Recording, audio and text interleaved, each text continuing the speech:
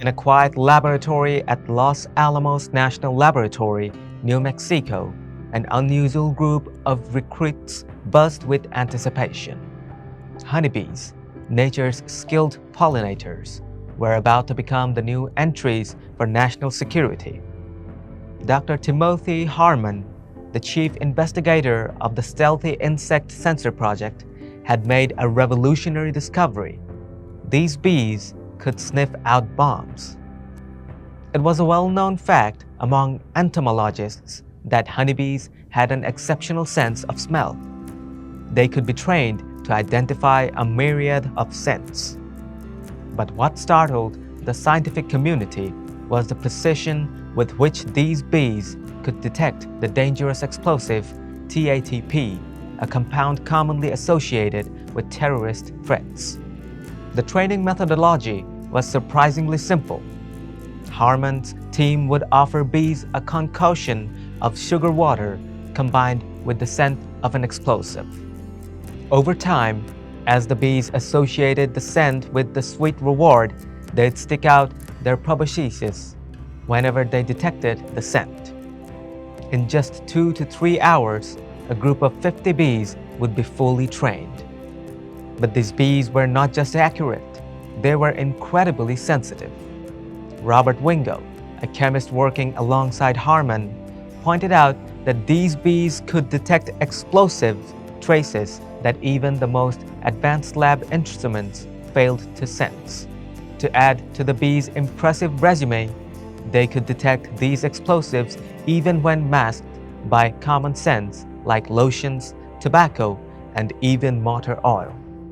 Jerry Bromenschenk, a seasoned researcher from the University of Montana, had previously trained bees for different detection tasks, like identifying meth labs and locating deceased individuals.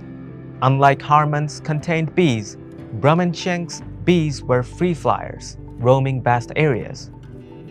When these bees identified a target scent, they circled around it, and their flight patterns, analyzed using sophisticated systems, would reveal the most probable location of the target substance. However, while Bromenschenk's method was effective over large areas, Harmon's bees-in-a-box approach was ideal for controlled environments. Imagine the chaos of releasing free-flying bees in an airport. As fascinating as these natural detectors were, challenges persisted. Jim Tomlinson, an entomologist from Pennsylvania State University, raised a valid concern. While bees performed exceptionally in controlled environments, real-world conditions posed unpredictable variables.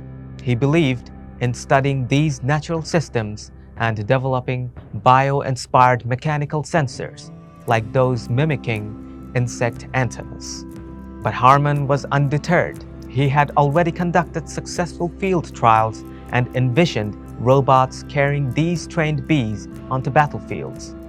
These robots, upon reaching suspicious areas, would release the bees near potential threats like IEDs.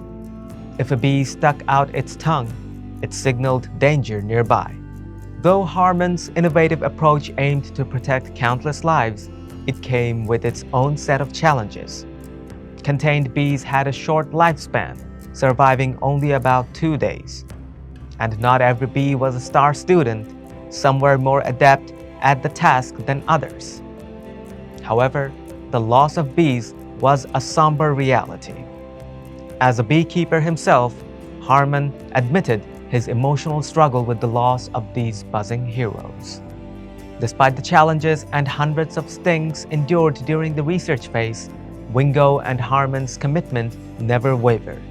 The promise of using bees, nature's very own creation, as bomb detectors offered hope for a safer world.